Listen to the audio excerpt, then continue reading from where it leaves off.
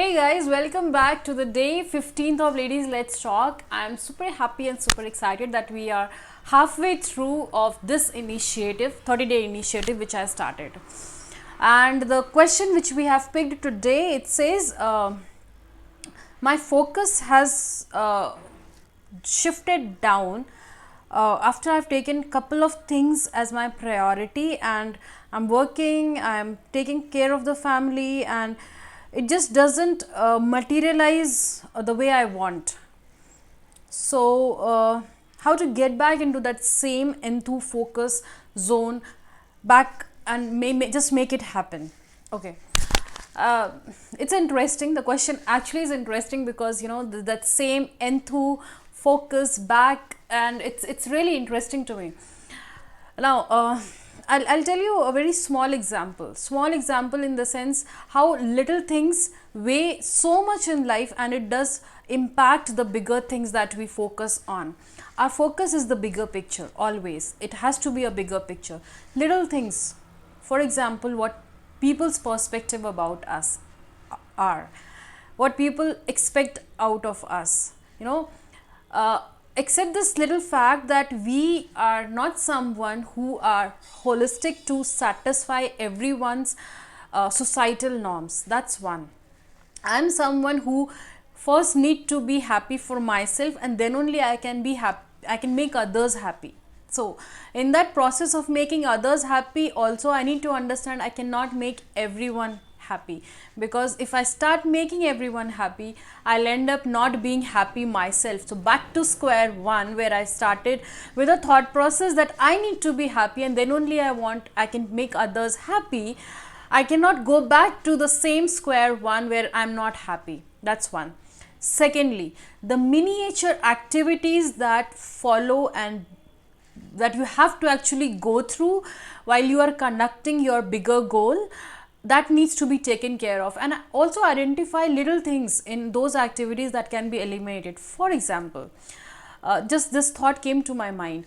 For example, if I'm shooting this video, so if you go back to the day 1, 2, 3 of the videos, you will see me changing my attire every day.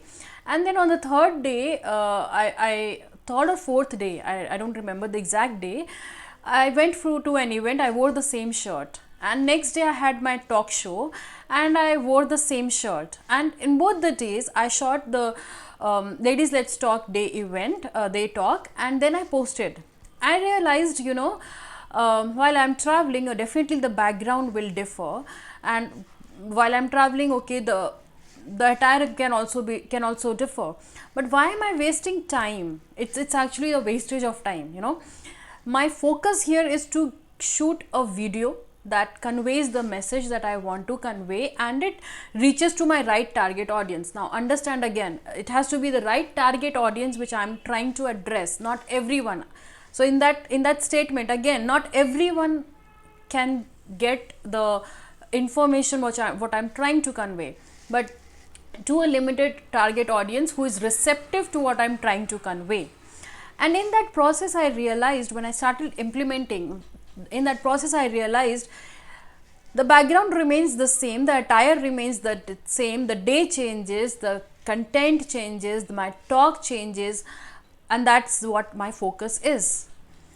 And in that process I realized, in order to shoot 5 to 8 minutes of this video, I was initially I initially had I took close to 30 to 40 minutes, because in that process I had to change my clothes, look good, hairdo and everything. Okay, definitely you should be you should have an executive presence. I believe in having an executive presence strongly. But when you're doing some task or activity day on day basis, there are some things which need to be eliminated. What can it be? What in that process has a lesser weightage? For me, I am happy with the same shirt, same background each day. In fact, I received a couple of comments, you're wearing the same white shirt every day. Come on, change it. Guys, you have a lot of people on Instagram. Please follow them. And second, and lastly, which I want to share is, be receptive only to the kind of comments that are that give you or elevates you in a certain manner. You just can't lend your ear to each and every one around you and give them an opportunity to guide you or to tell you the way you should be living for them. No, that if you stop doing all these things, half of is chopped off. Trust me, half of it is chopped out completely. I have been since my childhood that way, and it has given me a better perspective, and it has even helped me grow out as a different person. I I sometimes, when I'm in a crowd, when I'm in a gathering, I get that feeling, I'm different. For the way I am, I'm different, and it's a kind of feeling that I feel that I'm happy with the way I am. So the day start accepting yourself the way you are, it will make you happy. Lend your ears to only those who make you feel good, not to everyone. And in that process, I'm not asking you to only have positive people around you. It's always good to have negative people as well, but you should not be affected by them. You should not start living by their norms. Okay. And lastly, chop out the miniature activities that are not relevant. Identify them, and definitely over a period of time, I'm not saying it will, you'll change overnight. It will take time, maybe a month, or for some people it can take a year, for 6 months, I don't know. But it will change eventually when you start practicing it. The more rigorous you are in practicing those little miniature norms, the more effective you become, and your focus becomes more aligned. I hope I could answer that question, and I did justice in answering that question, because it just came out the way I am. It just came out, and I just shared some personal things in that process. So I really hope if you start applying this, it will work definitely for you. Signing off for today.